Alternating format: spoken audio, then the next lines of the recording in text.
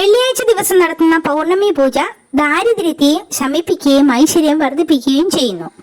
മാസം തോറും പൗർണമി നാളിൽ സന്ധ്യയ്ക്ക് വീട്ടിൽ വിളക്ക് തെളിയിച്ച് ആദിപരാശക്തിയായ ജഗദംബികയെ പ്രാർത്ഥിക്കുന്നത് ദേവീ കടാക്ഷത്തിനും ഐശ്വര്യവർദ്ധനവിനും ദാരിദ്ര്യ ദുഃഖനാശത്തിനും ഉത്തമമാണ്. മാസത്തിൽ പൗർണമി തിഥി സന്ധ്യയ്ക്ക് വരിക ജൂൺ 21 വെള്ളിയാഴ്ചയാണ്. ദേവി പ്രധാനമായ വെള്ളിയാഴ്ച ദിവസം തന്നെ പൗർണമി വരുന്നത് ഏറെ വിശേഷവും ഇരട്ടി ഫലദായകവുമാണ്. ഓരോ മാസത്തെ പൗർണമി വ്രതത്തിന് ഓരോ ഫലങ്ങൾ പറയുന്നുണ്ട്. ഇത് പ്രകാരം മിഥുന മാസത്തിലെ പൗർണമി വ്രതം പുത്രഭാഗ്യത്തിന് വിശേഷാൽ നല്ലതാണ്.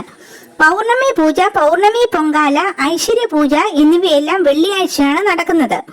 എല്ലാ വെളുത്തവാവ് ദിവസവും ഒരിക്കലെടുത്ത് വ്രതം അനുഷ്ഠിക്കുന്നത് പുണ്യപ്രദമാണെന്ന് ആചാര്യന്മാർ വിധിച്ചിട്ടുണ്ട്.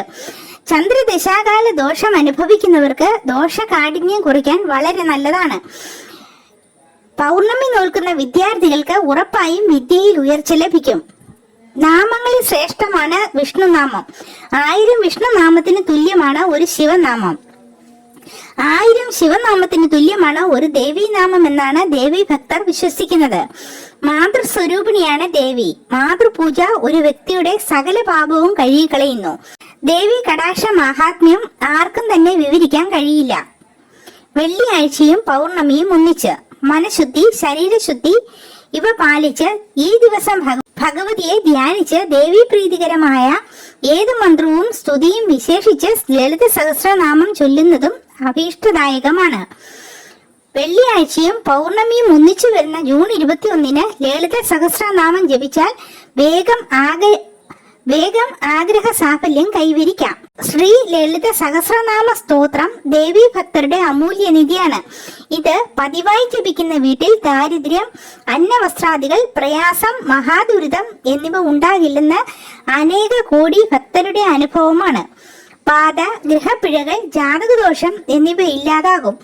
ദീർഘായുസ്, സന്താനലബ്ധി, ബുദ്ധിശക്തി, സൗഭാഗ്യം എന്നിവ സിദ്ധിക്കും. പൗർണമി വ്രതനിഷ്ഠ.